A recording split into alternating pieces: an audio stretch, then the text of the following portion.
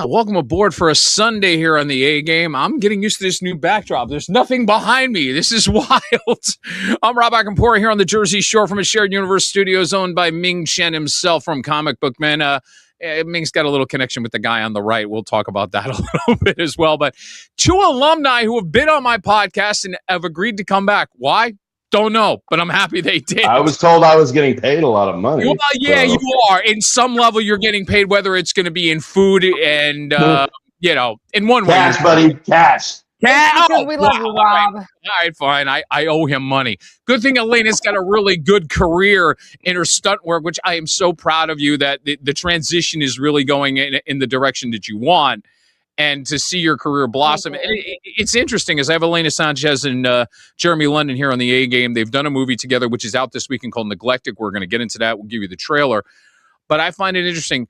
Guys, you're both at different parts of your lives, but you're both very happy with the parts. Elena, I'm going to start with you. It's like everything now is starting to blossom where it's like, okay, I've done all this stunt work for so many years. I've become an elite person in that world. And now suddenly here's the acting thing. We've gone from the Hunger Games to suddenly getting to a point where you're at every festival, you're doing all these things, and you're out there and probably be more visible than ever before. Are you feeling the change that's happening?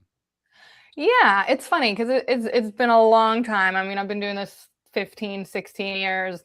Yeah. And I feel like it's been such a struggle. Like, you're trying to claw your way forward and to make that transition from stunts to acting. And over the last few years, thanks to people like Miles Doliak, who we love and adore. I've been on this podcast, I might add. Thank you, Miles. Yeah. We love Miles. Yes, we do. We love you, Miles. We love you, Miles. Through which, I met Jeremy, because Jeremy and I did 3 movies with Miles. Yeah, this is number 4 coming up. Yeah, this is crazy. Yeah. I think so. Yeah, 4. We've done 4, I think. Yeah. I mean, I was in a little part in movies that she had a much bigger role, and I just popped my ugly head in a couple of times. But we've had substantial roles together, and Demigod, Open, and Boneface was the one that was Open and Boneface is the one. She and I are the leads in that together, which is really cool, and which is why I knew whenever David Lipper called me about Neglected and told me that because I often help him when he was in Mississippi find cast some of the roles, right? And he said he was looking for a strong female lead, preferably Hispanic or European, and I just immediately I said I've got you, buddy. And because I know. So yeah, I don't know if you knew that, Rob, but like the whole reason I got this role on Neglected is thanks to Jeremy. Wow. That says a lot. And that segues into the point I was going to make about where Jeremy is. And dude, I think you understand when I say it this way. You really were, when I interviewed you 4 years ago, making this transition to being more of a mentor. You had the acting school. You were training people and working with those kids and getting them developed. I think you've taken that on and have said, you know what? I like acting. I love helping people in this art. And if I can continue to do that and do the other things that you're doing, it's like the perfect balance for you. Am I wrong? No, I mean, the students I had in Mississippi, we made a short film that won the Cannes Film Festival, for goodness sake. So, I love to be a part of other people's success. I like to see people succeed. In our industry, people tend to get jealous a lot, and they don't necessarily like to see other people succeed because it means that they're failing or something. I don't know what it is, but I just take so much joy in watching people grow and watching people succeed, and I'm so proud of Elena. And I mean, if you would have seen her at the premiere in LA, she's a goddess. I mean, she had her whole entourage. I got to have a really fun Hollywood experience 35 years into my career with Elena at the I think Chinese Theater really described that. Post this up. She puts this on Instagram, which I think said it all. You're raising a toast to everybody. Your dad's there. Jeremy's there. I mean, the caption right there, welcome to Hollywood. I mean, it's so much that, and you can take the photo down because we're blocking Elena. Thank you very much.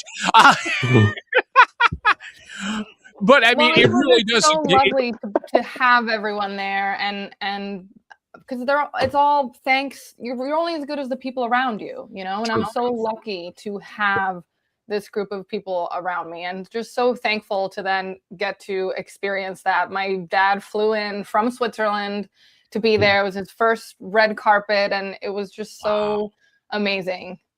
He was lovely. My buddy Oscar fell in love with him.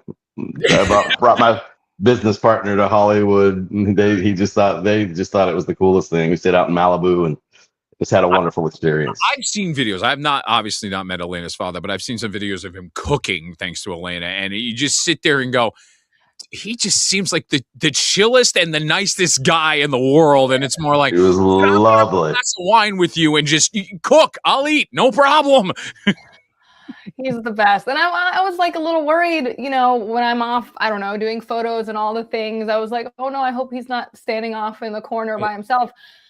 People were talking to him all night. The next day, I got so many texts from people saying like, well, I was talking to your dad last night. I love talking to him. And so it was so nice to see how everyone like welcomed him and wanted to talk to him.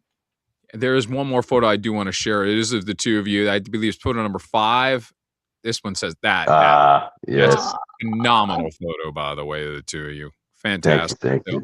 Obviously, you know, the premiere goes really, really well. And Jeremy, you could touch on this a little bit, because I remember when we talked 4 years ago, we were talking about the industry, and we look at a film like Neglected, which is going to be in theaters now.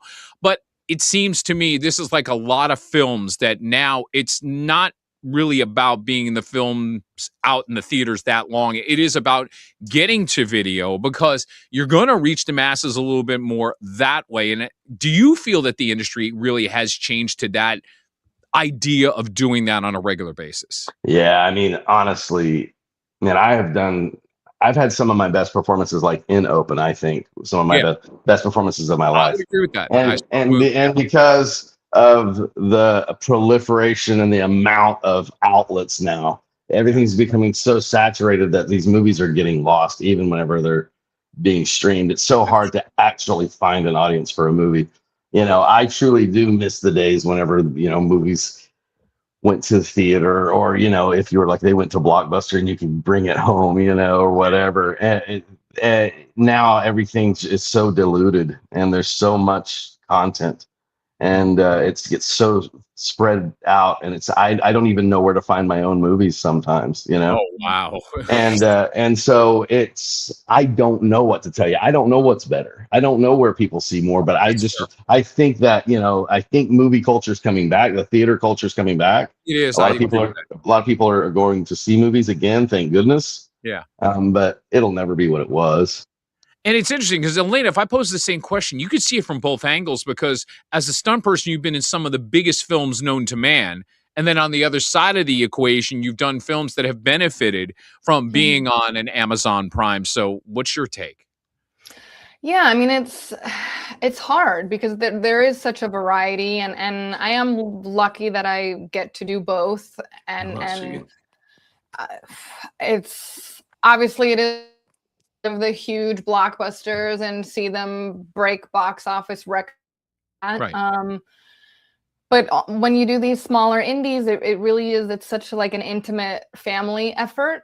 And sadly, you know, we don't then have the money to market it and put the billboards up and the bus wraps and all that. So those are very much dependent on word of mouth, family, friends going to see them. And with a movie like Neglected, getting it in theaters is a big deal. I mean, it's hard to bring a film into, but you are right. I think the digital release then makes it more accessible to the masses. And so we can only hope that the people will go see it.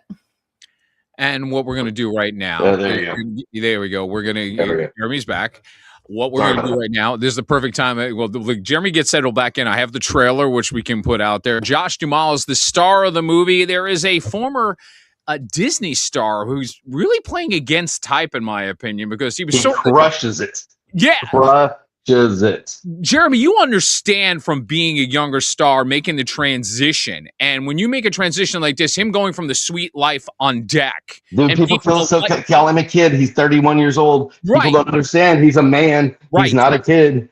And it's hard to get out of that. I mean, one of the reasons I do this crap not because I like to look like a cop. I got tired of playing that kid and being called a kid and only being able to play the cool guy that rides the motorcycle and has the attitude. It wasn't taken seriously. Now I get to do things like Boneface and play sheriffs. I get to play cops and grown-up roles, and I know that they're dealing with the same thing. Well, I was about to say, did you get a chance to talk with him and kind of give him that advice? Oh, yeah. You actually understood exactly what he's going through at this stage. Oh, yeah, because I talked to him, and when he told me he was 31, I was just like, oh man, yeah, because I didn't think I thought he was maybe 24. Right. You know what I mean? And again, like I said, when I saw the trailer, I was like, I didn't even recognize him at first. And I'm sitting there going, that's Sprague? Wait a minute. And to play against type, I mean, first off, it takes guts because that's not an easy thing. And I think you both know this. If you get into this mode where, okay, like you said, Jeremy, they have you in this typecasting of like, they see you as this. Sometimes you need to do this to break the mold and suddenly it's a lot more fun. Yeah, well, there you go.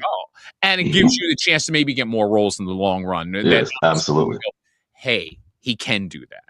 So you have to show range, Exactly. If they think that you're a one-trick pony, you're going to stay that way. No doubt about it. Let's take a watch. This is Neglected, now in theaters. Check out the trailer right now. I want to thank this man for 20 years plus of service to this department.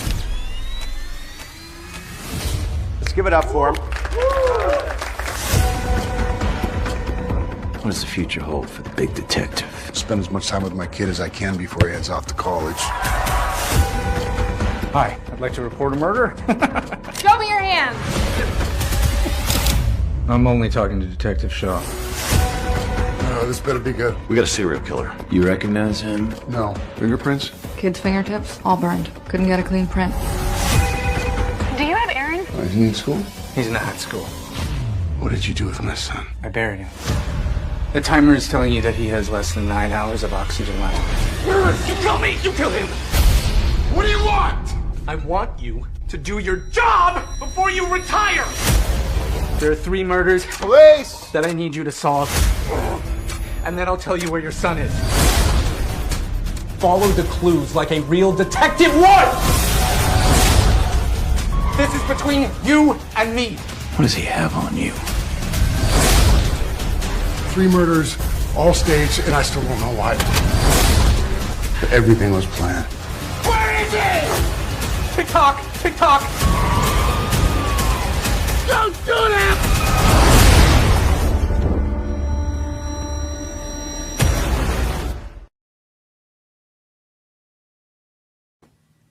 Dylan Sprouse, Josh Duhamel, action film, a little something for everybody. Elena getting a major role, which, by the way, I want to use this quote that I found in one of the reviews that came out over the weekend, which I think is very encouraging.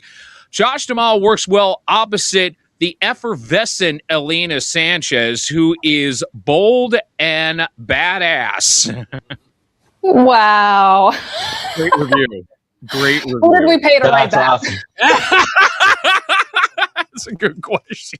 But it's really because it's true. Yeah. It's why I knew that you were right for the role. There you go. And I remember you telling me when you came on with me a couple of years ago, the perfect idea for you is to do the action genre. You definitely feel that if you can incorporate everything that you've learned throughout your life in that world of stunt work and you can apply it to an action film, that would be the perfect. So this is like Jeremy's right, perfect vehicle for you. Well, hold on one second though, because so there was not a single stunt. Oh, get out of here. You didn't do any stunts? Wow. Everyone else had stunts. My character had no stunts. So we show up on set and David Lipper, our director, amazing. He had found out about my background in the meantime. Right. And I show up on set and he's like, oh my God, we have to put in some stunts for you. What if like when Dylan comes into the police station, what if you like parkour over the counter and do a flip to like take him down? But then, so we were filming at a real police station and all the actual officers were our extras. And so we were asking them for advice, like how to play these roles. And they were like, absolutely not. She cannot parkour over the counter. This would not happen in real life. That is so unrealistic. So that idea was nixed pretty quickly. And, you know, it was nice, though, for once to not have to show up with my, like, knee pads and elbow pads and just let everyone else do the action. There you go.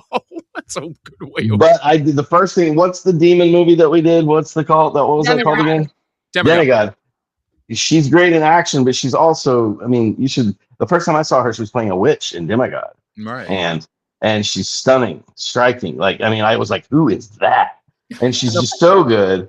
And I just fell in love with her then. I just knew that how good she was then. And then we got to do Open and spend so much time together. And she learned how to play the drums for Open. And she did it so well. Me that was the crazy one. By the way, if you get a chance, go back to some of my past episodes. Elena, Jeremy, and the mention of Miles Doliak. He talked about specifically how you had to learn on the fly. You actually did a video of some of the things you were doing, which we played a little bit of, and I was like, "Oh, she picked it up that quickly! Holy crap!" Yeah. Well, and also, okay, we have to say, how good is Jeremy in Open? Like, his performance is amazing. He is so good in it. And like, to anyone watching this, go look up Open, go watch it.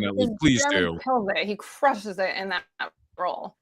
And the funny thing is, Jeremy, when you came on, you were just starting to hint about this role that you had that you couldn't get too into, but you were excited about it because of the things you were able to do in the film Open. Yeah, you know, I've never had a movie written for me, really. And Miles and his lovely wife, they kind of wrote this movie for all of us around, you know, something that they wanted to see me do, you know, like be able to. So I got to really kind of be that kind of crazy, that not just the, you know, I got to be crazy, you know, it was fun. It's just fun. The whole movie, and I got to sing and do all these fun things. And you know, it just, the whole thing is such a Twilight Zone episode. But you know, once again, these are these things, these movies that are so good and they have such a unique approach. Miles is such a good filmmaker. Yeah. And it just, you know, it is frustrating that more people don't get to see them, you know. It's true. I wouldn't even know where to tell you to go to find Open now. Maybe Amazon. I think, you know, I maybe Tubi, maybe. I know Boneface is on Tubi, I believe. I do, yeah, that's true. Boneface like blew up on Tubi. Yes, it did. A lot of people like that movie. I mean, it's really good. It's, you know, when you tell people it's a slasher, you know, in the camp in the woods, people are like, we have already seen this movie, but you haven't, though. That's what's good about it. We actually found a way to really still keep that sort of, that old time worn sort of tale. Gave it a still exciting edge. You still are on the edge of your seat. You don't know who did it, and it's still a great whodunit. It doesn't matter, and all of the performances are amazing. They're so good. Jeremy, you bring out a great point, because I was talking with Elena before this. We compare films to other films. It's just the way it goes sometimes. And seeing the trailer, when I first saw the trailer and Neglected, the first thing that hit me was like going, this is a much better version of the John Cena film 12 Rounds, where he's literally going through 12 different things to try to get to rescuing the girlfriend. That's too much. It's too thank you. Too much. You hit it on the head. That's what didn't work about 12 Rounds. It just kind of dragged on. It never really, it was like too little to too much, you know, 3 murders. Now you got the attention and you can be riveted into it, where you're going through these 12 rounds. It's like not enough being loaned on each end and you get lost in the process. Like, you shortchange yourself on important things, and then everything else gets diluted and you forget about all of it anyway, because there's too much. I love that Michael's able to take this sort of old style of making a movie, you know, the slasher camper in the woods, and then find the actors and Miles Doliak and our director of photography, who basically helped guide Michael, who was a first-time director. You know, I just think that all of the actors we got made it happen. But you know, it ultimately comes down to post-production, the music that you get, you know, all of that stuff as well. And Miles did an incredible job with that. So Miles Doliak is kind of our hero. I mean, he's put us together so many times, and he's a new dad. So he's kind of he's slowed down a bit. And so I'm happy for him and Lindsay. And They just they good people. I love them. They are great people, and I am wishing him well with the upcoming season with the New Orleans Saints. I mean, he is so diehard with that damn team. I mean, I know exactly. Tyler Shuck, please give him something. Neglected. I got to mention a couple people. As you did mention, David Lipper, Latigo Films is his film company, which is releasing the film. He has a small part in the movie, and I did recognize Til Schweiger. And as far as acting goes, I'm going to recommend the film from 2002 in his career. He's done some bigger films. But if you ever watch the HBO film based on Joe Louis and Max Schmeling, and he played Max Schmeling in the movie, he's brilliant. It is worth a check out. It was one of those films that was an HBO-only film, but he nailed it. He just really encompassed the relationship that Joe Louis and Max Schmeling had back in the... What is that one called? It's called Joe and Max. Oh. Joe and Max. He plays a good Nazi. Yeah.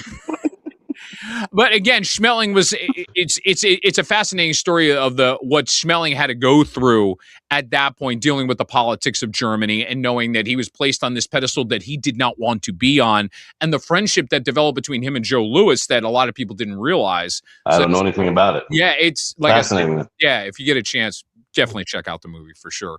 And one other person we do have to mention is in the film because, well, it's a family thing. Jeremy, how did Jason get in this film, your brother? He's very lucky. He happens to. He's very lucky. He happens to know people. There you go. No, David has put my brother and I think 4 of his movies together. We've been in a lot of, and it's always because, first of all, we happen to be in Mississippi. I was in Mississippi, not necessarily my brother at first. And I helped encourage more filmmaking there and stuff like that. So David kept coming back, which was wonderful. And he just kept having these great roles for my brother and I. We did a movie called The Hunt Club with Casper Van Dien and Mina Suvari. Right. Yeah, I mean, we just got my brother and I played these 2 really, really evil, mean dudes. You know, I mean, it's about taking women out into the woods and hunting them. I mean, it's really, really wild. It's amazing to me because you went through so many decades where the 2 of you were just kind of branched off and did what you did. And then it takes this one person, all of a sudden, here's 4 films of you guys together. Yeah, it's pretty fun. It's pretty cool. Yeah, definitely. I have to go watch that one, although... No? Elena's like, wait a minute, do I want to watch this? Wait a minute. David did not direct that one. David wound up directing it at the end, but there was a certain somebody hired that maybe might have had their own ideas of how a movie should be made, and I'll just say they were wrong. There you go. And so it was one of those movies that kind of had to be sort of rescued. But it was fun. Met a lot of wonderful people. We wore weird clothes. But it's just, it's one of those movies that, it's kind of makes you nauseous because of the subject matter. And then especially with what's going on in the world right now, when you're finding out all of this stuff is true. I mean, there's a certain element to Neglected that you find out while there's sort of a reveal. And I thought, how sort of far-fetched this reveal is. It seemed kind of out there. But I swear I got back to Pennsylvania, and the next day I found in the news there was a post on people doing exactly what. Yeah, you sent that to me. Remember that? Yeah, you see that? The people doing exactly what we touch on in this movie. Wow. And so there is also a valid sort of reveal in this that's kind of topical that I didn't realize was so topical. Look on your websites to find out what theaters it's running in. It will definitely go to video at some point. The film is Neglected. I'm happy to have Elena Sanchez and Jeremy London here in the A Game. Before I get to random shots, Jeremy, I am going to mention, welcome to Bucks County, Pennsylvania. You moved up here within the last year. So glad to be here. I want to share a video of what you've been doing out there. And let me explain something. When Jeremy was doing some of his cooking videos, I said flat out, why is he not doing something on the Food Network? When you see this, and this is what he's been doing, and it is the video in the middle, by the way. I'm pointing, the one in the middle, not the one on the left, the one on the middle. Oh, boy. All right. Take a look at what he's been doing since he's come to Bucks County. You're looking at the bottom middle in the video. Yeah, you got to point it out to get the right one. Here we go. Hey, Jeremy London here with Oscar's Tree and Stone Veneer. Day 2 back at Camp Nockamixon in Kintnersville, Pennsylvania. Our crew is working hard. This stucco that's on this old property from the 1700s. It's giving them, it's giving them heck, man. It's not easy, but that's why we're good at what we do. These guys are amazing, and they're getting in there and they're revealing the history of this place.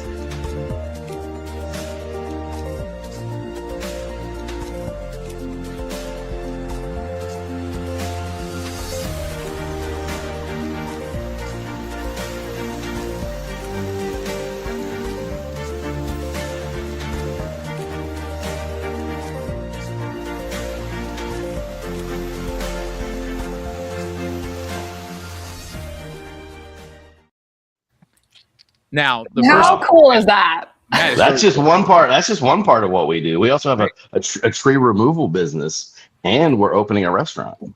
Oh, very cool. Okay, so Yes. what are we looking at? Like sometime summer 27, maybe? June 1st. June 1st. We just got approved by the health department, and so we're off and running. Actually, next Saturday we're having our. I wish you could be here, Elena, but I know you're going to be in France. We're having our first sort of invite where we bring people in and to test the food that we're going to be, that we're going to have when we start testing our systems, our computer systems, and all of that stuff, and start getting people's opinions. That way, whenever we open on June 1st, where we know all the food's good, we know how all the systems work, and so we're starting to beta test everything basically.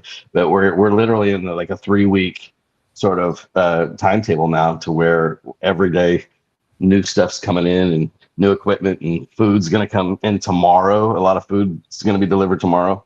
And this brings me to the point of what we talked about at the beginning. Note to self, how I'm paying Jeremy in cash. I'm buying dinner at the restaurant. So anyway, there you go. Got that down.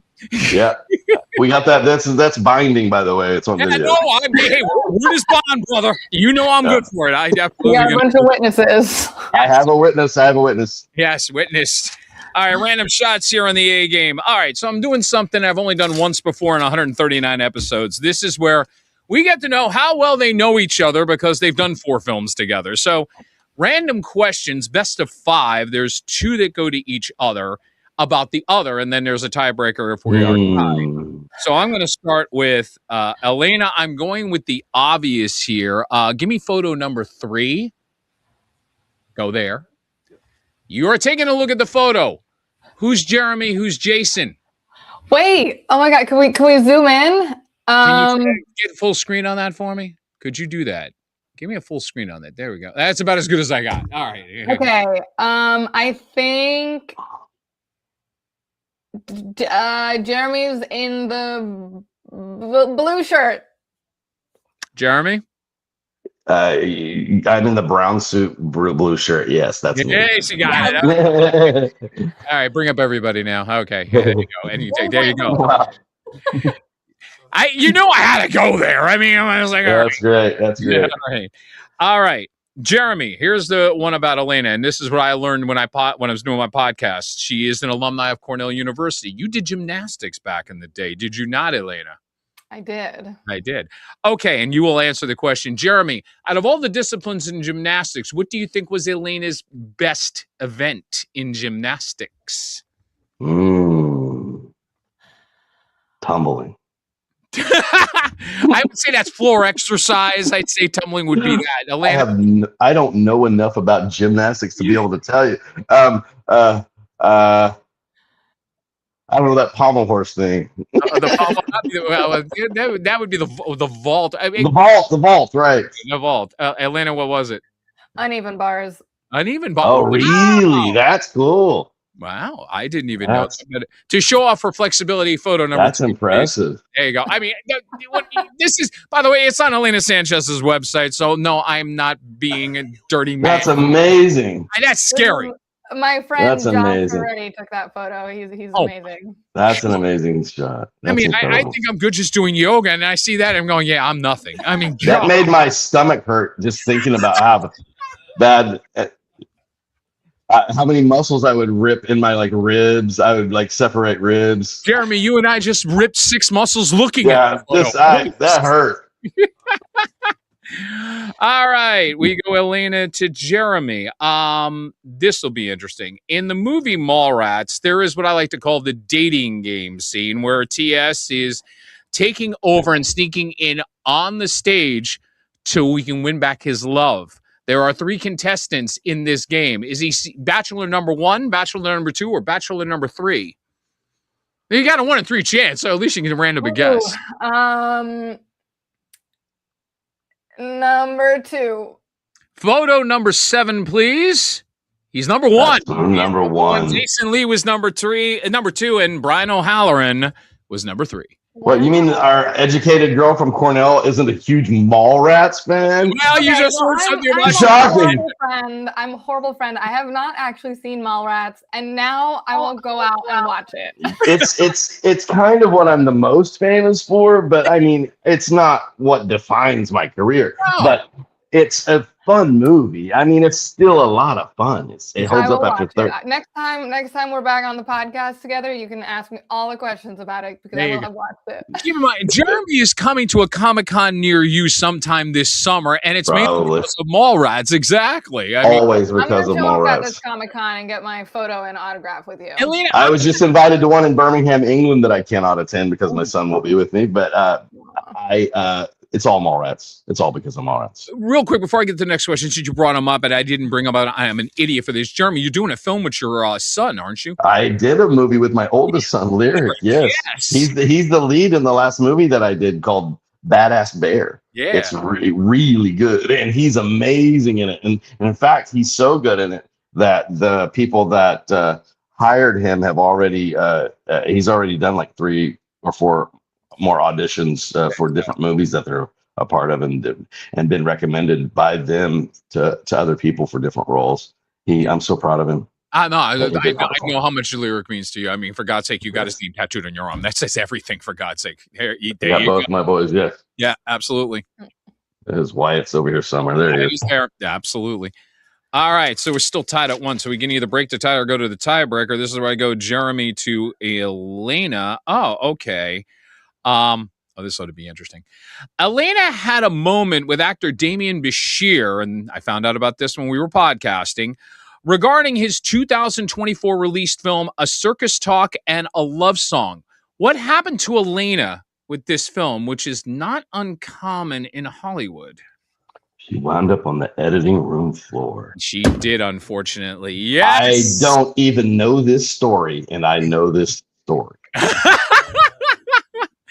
I full admission, when I saw this, I was so excited for her, and then she tells me, "Sir Rob, I didn't make the cut." I was like, "Oh my God!" I felt like such an idiot. It's the cruelest part of what we do, right? But you know, if you watch the original version of Mallrats, the director's cut of Mallrats, right, and then you watch the version of Mallrats that actually got released. Where we went back even a year later and we reshot the opening scene of the movie. There's a reason things wind up on the editing room floor, and it's not personal. It's not personal that when you get everything onto celluloid or onto film or video and you start putting it all together, sometimes things don't work together. Sometimes things don't time out. Yeah. All of that stuff. It's the most heartbreaking part of what we do. In fact, the other night when we went to the premiere, we had the premiere in LA. Right. The actress that played Josh Duhamel's wife in it, I also helped get her involved with this movie. And you only hear her voice on the other end of the phone. Hold on. You only hear her voice on the other end of the phone the whole time. And the entire time was having that sort of like, oh no, I sure hope I hope they didn't cut her out of the movie the whole time. And then finally, you see her at the end of the movie. I was like, oh, thank God. Right. I literally was like, if this poor girl came all the way to Los Angeles to see this movie and they only show her on the other end of that phone. Yeah. And that she's got, her scene is so good. She's so good. It's very good. It's very good. She did such a wonderful job. Well, that makes it. So the thing with Damien, like, luckily I knew he reached out to me and apologized before the movie came out. But what Jeremy just mentioned, I have shown up to a huge red carpet premiere for a film I did, only to find out in the theater as we were that my scene was cut. Ouch. Yeah. That's That I learned that was lesson. I learned that lesson early on. One of the very first movies I ever did was this TV movie with Peter Coyote and on, just back in the day, whenever they did TV movies of the week and all of that stuff. And I played the flower boy that delivers flowers to him in the beginning of the scene, beginning of the movie. And they completely revoiced me with somebody else's voice. And I was so crushed. I was so embarrassed. Had the family there and the friends, everybody there to watch me pop up in one scene. I was so excited about it. And then some squeaky voice came out of my, I was like, you gotta be kidding. But it was probably good because then, I went on to be on I'll Fly Away, my first television series. Right. And we won the Emmy for best drama, and then were promptly canceled. So I learned all the good lessons early on, You did. Yeah. All right, I'll break this tie because it is 1-1, and this will be Jeremy about Elena. I'm going to give you the choice of either going Marvel, DC, or languages. Which one do you want, Jeremy? Languages. Okay, in the tiebreaker, as you know, Elena has a lot of different cultures in her life. How many languages do you think she speaks? Well, I know that she speaks German and Spanish fluently and English fluently, and she dabbles in French. So there's 4 at least. So look at Elena's face. That's it. That was the perfect answer. There you go. So are you saying that Jeremy wins?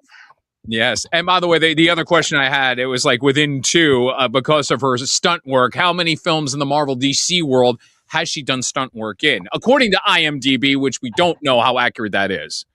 I don't know the answer to that. What does IMDb say? According to IMDb, you've been in 8. Okay. You've done. IMDb has me very busy also. Well, yeah, apparently you got 19 films either in pre, post, or in development, brother.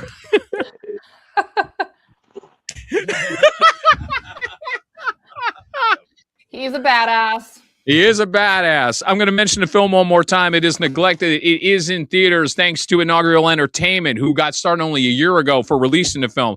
Also, once again, we thank David Lipper and Latigo Films for producing the film. Find it in theaters. Find it in the streaming platforms very, very soon. And the only reason I'm cutting this off, Elena, you're heading out to where now? I'm going to France to go to Cannes. Yeah, her life sucks. Really. Our world traveling. Cornell grad. You guys, as I'm wandering the French Riviera. Yeah, thanks a lot.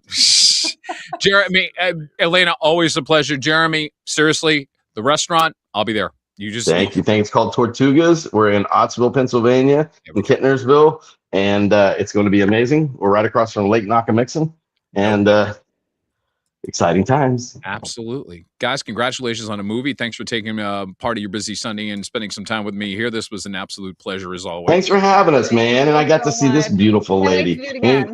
Anytime I get to see her and talk to her, it makes my day. So, Absolutely.